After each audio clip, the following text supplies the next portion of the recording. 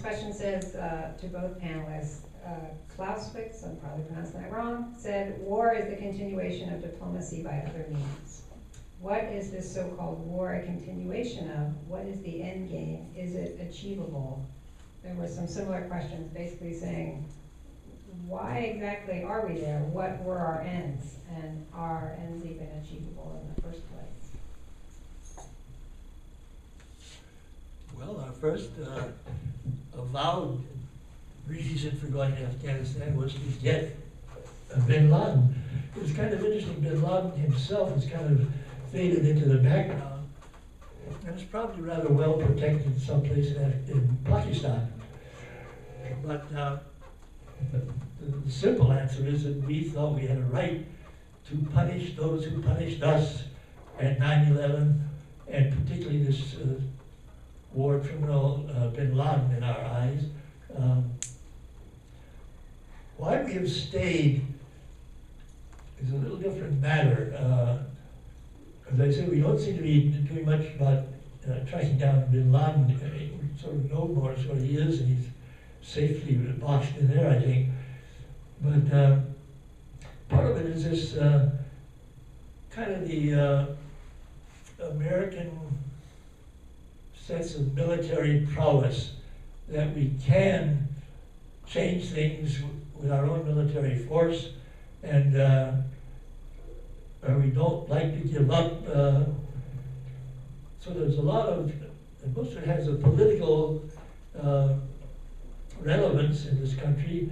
The leaders, in one way or another, are very limited by, and sometimes pushed in the direction by uninformed, emotional or angry attitudes, as we've seen in other aspects. Well, I think you've accurately portrayed why we got in, or why we stated we got in, but why we stay, I think, is a much more complex area. And in the 9 years that we've been there, the area called Afghanistan has become more strategically important to the United States and to the Western world in general, because it is a gateway sort of between West and East, and particularly the societies in India and China, where we're looking now for economic benefit.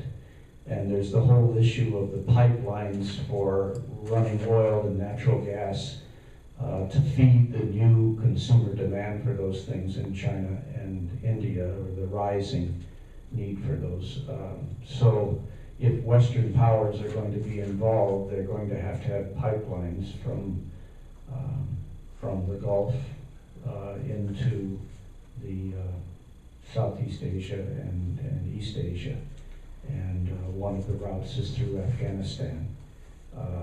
I don't think that people sat down and charted that course, but they might have sat down and said, well, while we're here, we might as well get this second advantage out of our presence there.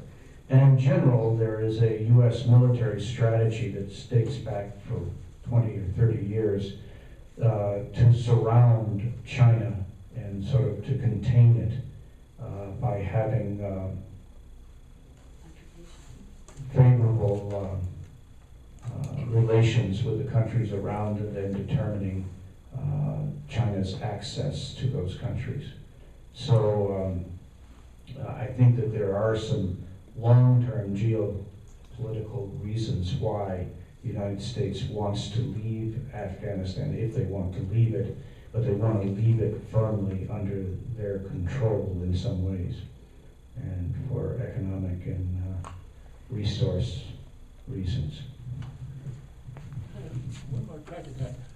As one of our colleagues here pointed out to me, that when the Taliban first came into power, they were negotiating with UNOCAL's big American pipeline operation, which Bill was referred to, bringing mostly gas, I think, originally, that would come across Afghanistan and Pakistan and wind up in the Arabian Sea and a port in Pakistan. Interesting that the Taliban sort of led them on, you might say, about negotiating for a couple of years. Americans were flying back and forth, arguing and stating their case. But in the end, obviously, the Taliban was not interested in that whole thing. It was just, with subsequent events, just vanished for the moment. There may be an office back in Unocal still working on plans that someday they just might get what they want out of it.